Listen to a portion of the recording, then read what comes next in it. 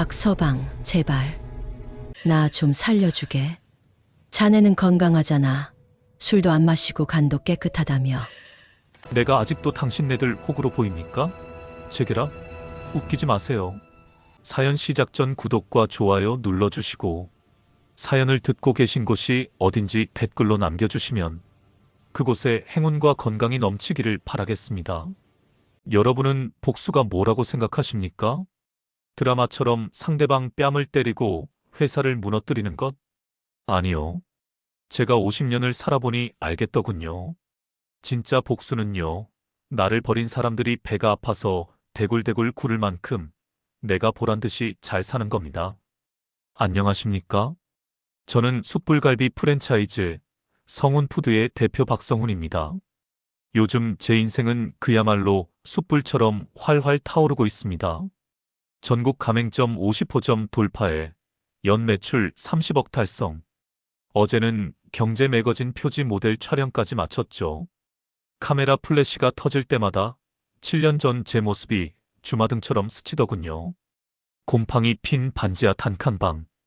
퇴근하고 돌아오면 밥상은커녕 술 냄새 풍기는 아내와 저를 벌레 보듯 하던 장모님. 야, 박서방. 너는 사내 새끼가 능력이 없으면 눈치라도 있어야지. 내 딸이 내 놈 뒷바라지 하다가 늙어 죽겠다. 그때 제 월급 통장을 바닥에 패대기 치던 장모님의 표정 아직도 생생합니다. 그랬던 제가 이제는 번듯한 펜트하우스에 삽니다. 무엇보다 저를 진심으로 존경해주는 지적이고 현명한 약혼녀도 생겼죠. 그녀는 로펌 변호사입니다. 제 과거의 상처까지 보듬어준 고마운 사람이죠. 이번 주말 제 생일을 맞아 그녀와 조촐한 파티를 하기로 했습니다. 정말 완벽한 인생 아닙니까? 그런데 말입니다. 호사다마라고 했던가요?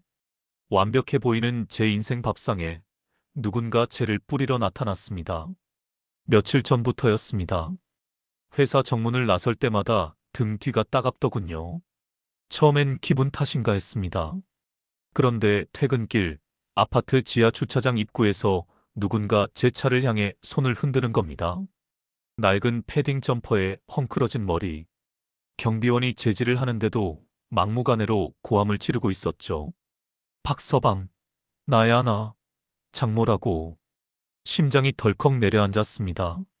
차창 밖으로 보이는 저 노인.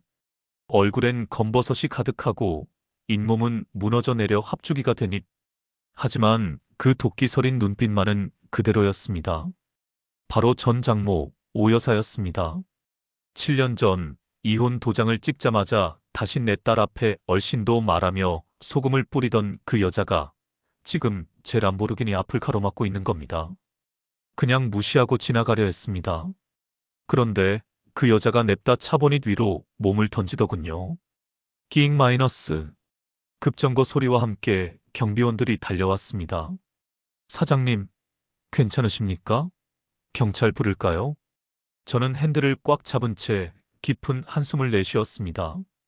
경찰을 부르면 시끄러워질 게 뻔합니다. 이제 막 언론의 주목을 받기 시작한 시점에 전 장모와의 길거리 난투극 같은 기사가 뜨면 곤란하니까요. 저는 차 문을 열고 내렸습니다. 여기가 어디라고 행패입니까? 당장 비키세요. 제 차가운 목소리에 오 여사는 바닥에 주저앉아 통곡을 시작하더군요. 아이고 박서방, 내가 잘못했네. 자네가 이렇게 성공한 줄 알았으면 내가 그랬겠나? 제발 나 좀 도와주게. 사람이 죽어가. 사람이 죽어간다? 순간 쎄한 느낌이 들었습니다. 보통 돈을 달라고 할 텐데 죽는다는 소리를 하다니요. 주민들이 하나둘씩 모여들어 수군거리기 시작했습니다. 저 여자 누구야? 박 대표님 아는 사람인가 봐. 이대로는 안 되겠다 싶었죠. 일단 사람들의 눈을 피해야 했습니다. 일어나세요. 일단 들어가서 얘기하죠. 저는 오 여사를 데리고 엘리베이터에 탔습니다. 엘리베이터 거울 속에 비친 우리는 너무나 대조적이었습니다. 이탈리아산 맞춤 정장을 입은 저와 퀴퀴한 냄새가 나는 오 여사. 7년이라는 세월이 우리 위치를 완벽하게 뒤바꿔 놓은 겁니다. 현관문을 열고 들어오자 오 여사는 입을 딱 벌리더군요. 대리석 바닥에 한강이 내려다 보이는 통창. 그녀의 눈동자가 탐욕으로 번들거리는 걸 저는 놓치지 않았습니다. 아, 여전하구나. 이 노인네. 소파에 앉히고 물 한 잔을 내밀었습니다. 오 여사는 물을 벌컥벌컥 마시더니 품 안에서 꼬깃꼬깃한 봉투 하나를 꺼내 테이블 위에 올려놓더군요. 손을 덜덜 떨면서 말입니다. 박서방, 자네 아직 혼자지? 재혼할 사람 있습니다. 용건만 말씀하시죠. 제 단호한 대답에 오 여사의 눈동자가 심하게 흔들렸습니다. 그러더니 갑자기 소파 아래로 내려와 제 발목을 잡고 무릎을 꿇는 겁니다. 안 돼. 자네 재혼하면 안 돼. 우리 미주. 자네 전처 말이야. 미주가 지금 죽게 생겼어. 그게 저랑 무슨 상관입니까? 그 잘난 사기꾼 새 남편한테 살려달라고 하세요. 그놈은 도망갔어. 돈 다 들고 튀었다고. 미주가. 그 충격에 매일 술만 마시더니 간이 다 녹아버렸대. 이식이 안 되면 한 달도 못 넘긴다네. 오 여사가 내민 건 대학병원의 진단서였습니다. 간경변 말기. 즉시 이식 필요. 환자 이름 최미주. 나이 48세. 저는 헛웃음이 나왔습니다. 그래서 뭐 어쩌라는 겁니까? 병원비를 달라는 건가요? 돈 몇 푼 던져주고 내쫓을 생각이었습니다. 그런데 오 여사의 입에서 나온 다음 말은 제 상상을 초월하는 것이었습니다. 박서방, 자네 술, 담배 안 하잖아. 건강검진 결과 보니까 간 수치도 깨끗하더구만. 지금 무슨 소리를 하시는 겁니까? 오 여사가 고개를 들고 저를 빤히 쳐다봤습니다. 그 눈에는 염치도 양심도 없었습니다. 오직 제 간을 뺏어가겠다는 광기만이 서려 있었죠. 자네가 미주한테 간 좀 떼어주게. 핏줄인 아들, 준우 생각해서라도 엄마 없는 자식 만들면 안 되잖아. 자네가 살려주면 내가 다시 미주랑 합치게 해줄게. 자네가 그렇게 원하던 재결합 내가 허락해준다고. 순간 머리를 망치로 얻어맞은 것 같았습니다. 재결합을 허락해준다? 내 간을 내놓으면? 이 여자는 지금 나를 7년 전 그 호구 박서방으로 보고 있는 겁니다. 아직도 자신이 갑인 줄 착각하고 있는 이 뻔뻔한 노인네를 보며 저는 끓어오르는 분노 대신 차가운 미소를 지었습니다. 장모님, 아니, 오 여사님. 저는 테이블 위에 진단서를 집어들었습니다. 지금 이거 거래하자는 겁니까? 내 간이랑 당신 딸 인생이랑? 충격적인 제안. 하지만 이건 시작에 불과했습니다. 이 모녀가 꾸미고 있는 진짜 계획은 제가 상상조차 못할 만큼 더 더럽고 추악했으니까요. 기가 막히더군요. 사람이 너무 어이가 없으면 화도 안 난다는 말, 그날 처음 알았습니다. 저는 소파 깊숙이 등을 기대고 다리를 꼬았습니다. 그리고 아주 천천히 오 여사를 내려다봤습니다. 지금 제 간을 달라고 하셨습니까? 미주를 살리는 대가로 저를 다시 사위로 받아주시겠다고요? 오 여사는 제 반응이 긍정적이라고 착각했나 봅니다. 얼굴에 화색이 돌더군요. 그래, 자네가 미주 얼마나 끔찍이 아꼈어? 미주가 실수로 바람 한번 피운 거 살다 보면 그럴 수도 있는 거지. 남자가 되어서 속 좁게 아직도 꽁에 있나? 자네가 간만 주면 내가 미주 설득해서 다시 이 집 안주인으로 앉혀주겠네. 실수로 바람 한 번이라뇨. 그 실수 때문에 저는 7년 전 피눈물을 흘리며 쫓겨났습니다. 위자료는커녕 양육권 하나 겨우 건져서 어린 아들 준우를 등에 업고 찜질방을 전전해야 했습니다. 그때 오 여사가 뭐라고 했는지 아십니까? 내 놈 핏줄인 준우도 데려가. 내 딸 새 출발하는데 혹 떼어내야지. 제 아들을 혹 취급하던 사람입니다. 오 여사님, 뭔가 착각하시는 것 같은데. 제가 몸을 앞으로 숙이며 나직하게 말했습니다. 저 재혼합니다. 법무법인 파트너 변호사예요. 미모, 지성, 인성, 집안 뭐 하나 빠지는 게 없는 사람입니다. 그런데 제가 왜 알코올 중독의 빈털터리가 된 전처랑 다시 살아야 합니까? 오 여사의 얼굴이 불그락푸르락 변했습니다. 자존심이 상한 거겠죠. 하지만 당장 딸이 죽게 생겼으니 억지로 웃음을 지어 보이더군요. 그 표정이 참객이스러웠습니다. 에이, 박서방. 그래도 조강지처만 하겠나? 그리고 준우한테는 친엄마가 필요하잖아. 새엄마가 아무리 잘해줘도 친엄마 피는 못 속이는 거야. 또 준우 이야기입니다. 제가 제일 참을 수 없는 게 바로 그겁니다. 자신들이 필요할 땐 짐짝 취급하고 아쉬울 땐 핏줄 타령하는 그 이중잣대. 준우요? 준우가 할머니 얼굴 기억이나 할 것 같습니까? 7년 동안 전화 한 통 없다가 이제 와서 엄마 노릇, 할머니 노릇 하겠다고요? 웃기지 마세요. 제가 자리에서 벌떡 일어났습니다. 더 들을 가치도 없네요. 나가세요. 안 나가면 주거침입으로 신고합니다. 제가 현관문을 열어 젖히자 오 여사가 바닥에 드러 누워버렸습니다. 일명 배째라 전법이죠. 못 나가. 내 딸 살려내기 전엔 못 나가.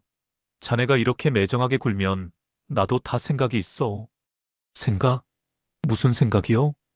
오 여사는 품에서 휴대폰을 꺼내더니 무언가를 보여줬습니다. 유튜브 채널이더군요. 구독자가 꽤 많은 사연 제보 채널이었습니다. 요즘 인터넷이 얼마나 무서운지 알지?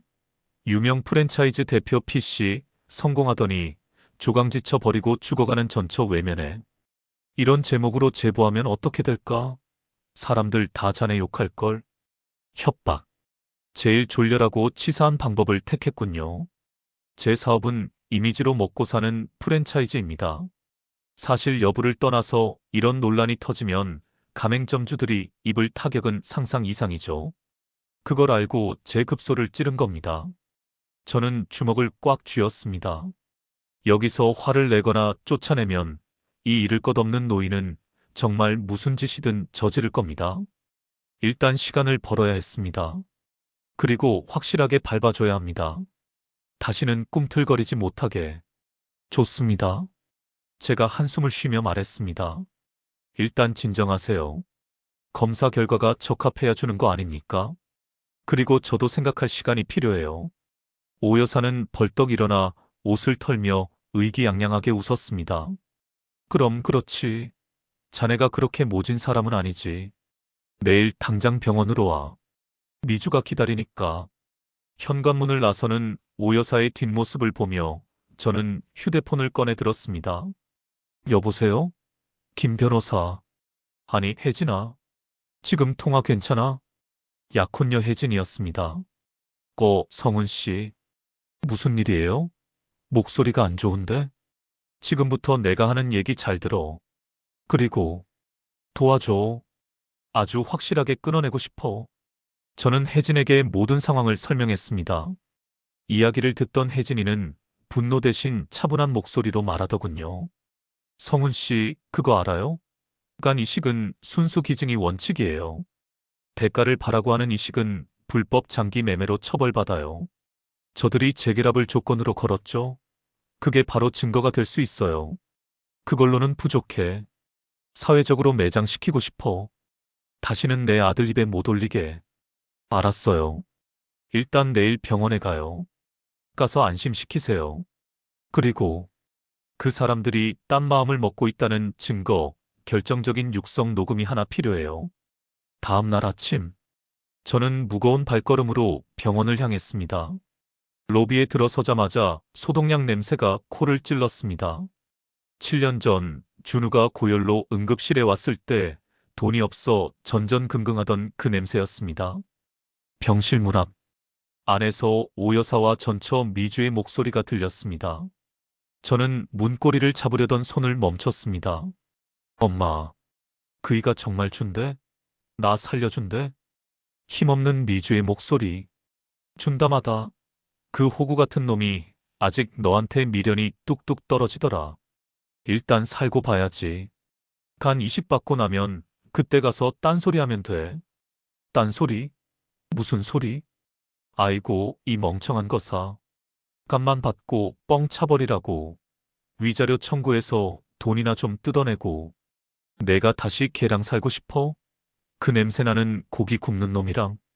소름이 돋았습니다. 역시나 사람은 고쳐 쓰는 게 아니라더니 제 심장 속에 마지막 연민한 조각이 바삭하게 타들어갔습니다. 저는 품속에 녹음기를 켰습니다. 그리고 노크도 없이 벌컥 문을 열고 들어갔습니다. 오랜만이네, 최미주. 안 죽고 살아있었네. 병실 침대에 누운 최미주의 몰골은 처참했습니다. 복수가 차올라 배는 남산만한데 팔다리는 앙상한 나뭇가지 같더군요. 얼굴은 황달이 심해 귤껍질처럼 누렇게 떠 있었습니다. 7년 전 저를 비웃으며 다른 남자 차에 타던 그 화려했던 여자는 온데간데 없었습니다. 저를 보자마자 미주의 눈에 생기가 돌았습니다. 아니, 살고 싶다는 탐욕이 돌았다고 해야겠죠. 여보, 왔어? 나 좀 봐. 나 너무 아파. 무서워 죽겠어. 그녀가 링거 꽂은 손을 뻗어 제 소매를 잡으려 했습니다. 저는 반사적으로 한 걸음 물러섰습니다. 여보라니. 호칭 똑바로 해. 우린 남이야. 오 여사가 옆에서 눈치를 주며 끼어들었습니다. 아이고, 박서방. 환자한테 너무 그러지 마. 얘가 자네 보고 싶어서 밤마다 울었어.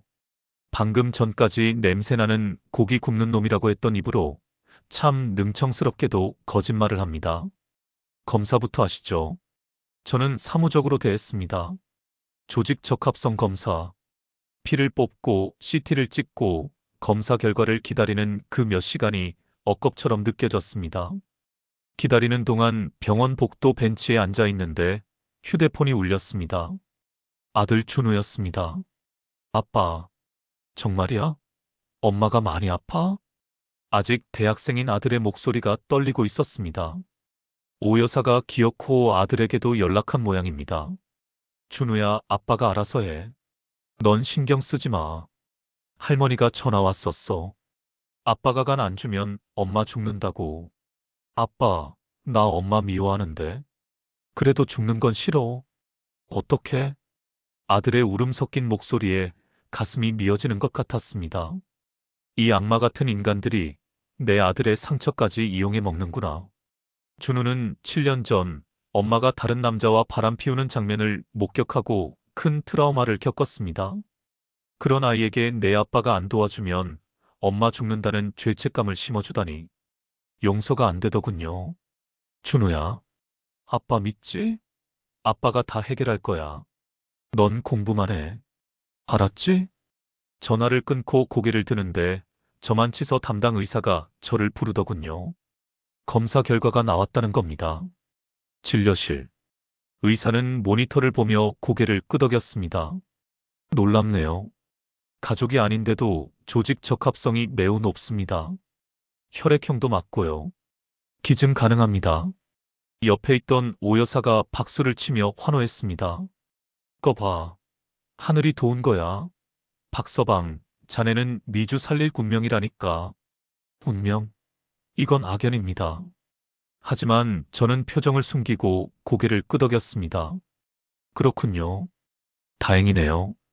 오 여사는 이제 다 된 밥이라고 생각했는지 저를 복도 구석으로 끌고 갔습니다. 자, 그럼 수술 날짜는 최대한 빨리 잡자고. 그리고 이거. 그녀가 내민 건 또다시 그 각서였습니다. 수술 후 재결합에 합의함. 위반 시 위자료 10억 지급. 이걸 써야 나도 안심하고 자네도 미주랑 다시 살 구실이 생기지 않겠어? 저는 각서를 받아들고 픽 웃었습니다. 이 종이 쪼가리가 너희들의 족쇄가 될 줄도 모르고. 알겠습니다. 쓰죠. 그런데 조건이 있습니다. 조건? 뭔데? 말만 해. 이런 큰일은 확실하게 해야죠. 며칠 뒤에 가족들 다 모인 자리에서 정식으로 공증받고 사인하시죠. 제 약혼녀도 변호사니까 법적으로 문제없게 처리해 줄 겁니다. 변호사 약혼녀라는 말에 오 여사가 움찔했지만 급한 건 그쪽이었습니다. 그래. 뭐 확실하면 좋지. 그렇게 해. D-데이가 잡혔습니다. 3일 뒤 병원 VIP 회의실. 저는 그 3일 동안 혜진이와 함께 완벽한 덫을 설계했습니다. 그리고 오 여사의 뒷조사도 마쳤습니다. 놀라운 사실이 하나 더 튀어나오더군요. 미주가 들어둔 고액 생명보험. 수익자가 법정 상속인이 아닌 오 여사 앞으로 변경되어 있었습니다. 최근에요. 수술하다 잘못되어 딸이 죽어도 오 여사는 손해볼 게 없는 구조였습니다. 아니, 오히려 딸이 죽으면 보험금 5억이 생기는 상황. 그런데도 간 이식을 고집하는 건 딸을 살리고 싶어서가 아니라 저를 이용해 병원비를 해결하고 살아나면 또 저에게 기생하려는 이중 안전장치였던 겁니다. 드디어 결전의 날이 밝았습니다. 저는 가장 좋은 정장을 차려입었습니다. 마치 장례식에 가는 기분으로요. 저들의 탐욕을 묻어버릴 장례식 말입니다. 병원 회의실에는 오 여사, 휠체어를 탄 미주, 그리고 제가 불렀습니다. 증인이 좀 필요할 것 같아서요. 제 뒤로 건장한 경호원 2명과 카메라를 든 촬영 기사가 들어왔습니다. 기록으로 남겨야 나중에 딴소리 안 하죠. 오 여사는 당황했지만 카메라 앞에서 착한 장모 코스프레를 하더군요. 아유, 그럼. 우리 사위가 이렇게 훌륭한 일을 하는데 기록해야지. 그리고 문이 열리며 제 약혼녀 혜진이가 들어왔습니다. 냉철한 눈빛의 그녀가 서류 가방을 테이블에 툭 내려놓았습니다. 안녕하십니까? 박성훈 씨 법률 대리인 김혜진입니다. 오늘 작성할 합의서 검토를 시작하겠습니다. 오 여사는 혜진이를 아래 위로 훑어보며 못마땅한 표정을 지었습니다. 뭐야, 자네가 그 새 여자야? 뭐, 일 처리하러 왔다니 봐준다만. 내 딸 살리면 박서방은 다시 내 사위 되는 거야. 알고 있지? 혜진이는 대답 대신 싸늘하게 미소 지으며 서류를 꺼냈습니다. 네, 아주 잘 알고 있습니다. 그래서 준비했습니다. 두 분이 원하시는 계약의 실체를요. 혜진이가 노트북을 열고 스피커 볼륨을 높였습니다. 자, 서명하기 전에 이 파일부터 확인하시죠. 정적 속에서 3일 전 병실 문 밖에서 제가 녹음했던 그 목소리가 쩌렁쩌렁하게 울려 퍼졌습니다. 값만 받고 뻥 차버리라고. 위자료 청구해서 돈이나 좀 뜯어내고. 그 냄새나는 고기 굽는 놈. 미주의 얼굴이 하얗게 질렸고 오 여사는 입을 뻐끔거렸습니다. 이거 뭐야? 누가 녹음했어? 저는 자리에서 일어나 오 여사를 내려다보며 말했습니다. 접니다. 장모님. 아니, 사기꾼 아줌마. 녹음 파일이 재생되는 동안 회의실 공기는 얼음장처럼 차가워졌습니다. 카메라가 그들의 당황한 표정을 적나라하게 담고 있었죠. 오 여사는 사색이 되어 소리쳤습니다. 이거 불법 녹취야. 다 무효야. 끄지 못해. 혜진이가 차분하게 대꾸했습니다. 통신비밀보호법상 대화 당사자가 포함된 녹음은 합법입니다. 그리고 지금 이 자리는 장기 매매 시도 및 사기 미수 현장으로 체증 중입니다. 사기라니? 우린 그냥 가족끼리 잘해보려고. 제가 책상을 쾅 내려쳤습니다. 가족? 누가 가족입니까? 돈 필요할 땐 가족이고 쓸모없으면 냄새나는 고기 굽는 놈입니까? 저는 준비해온 두 번째 서류 봉투를 쏟아부었습니다. 테이블 위로 사진과 서류들이 흩뿌려졌습니다.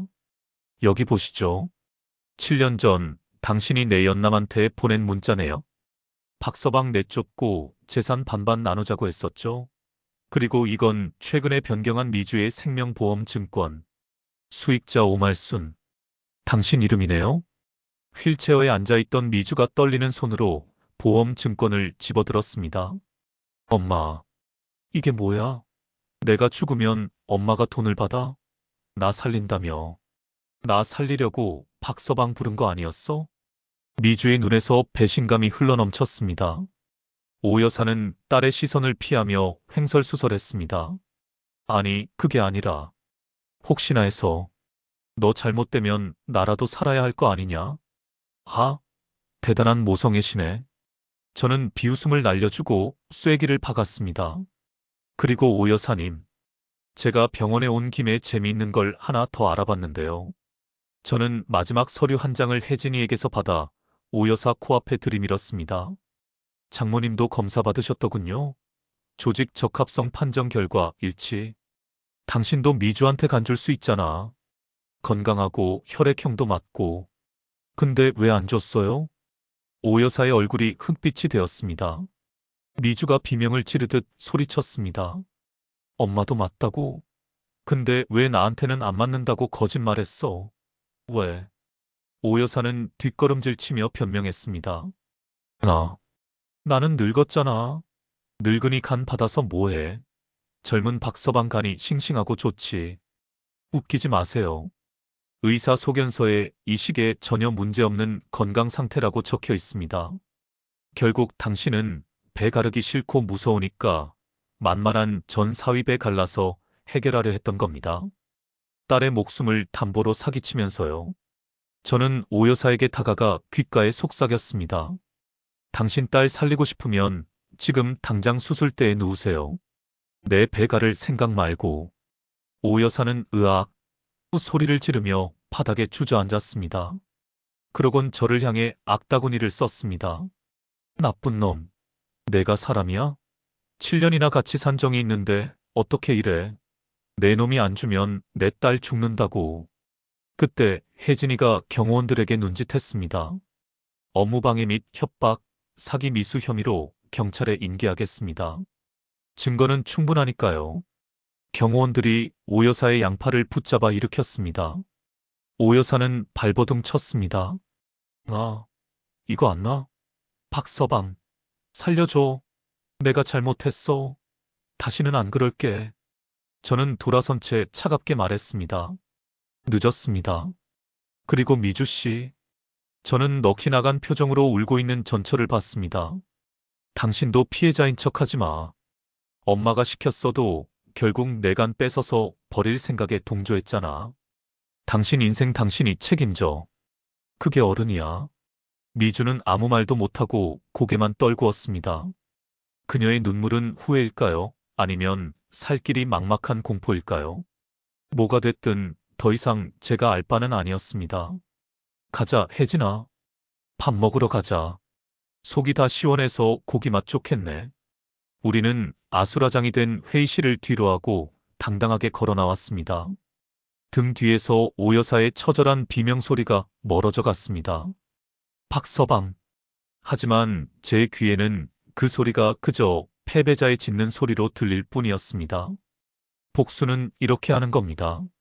내 손에 피 한 방울 묻히지 않고 그들이 스스로 판 함정에 처박히게 만드는 것. 그날의 소동 이후 제 삶은 다시 평화를 되찾았습니다. 아니, 이전보다 더 견고해졌죠. 오 여사는 어떻게 됐냐고요? 저희가 제출한 증거들 덕분에 공갈 미수와 협박 혐의가 인정되었습니다.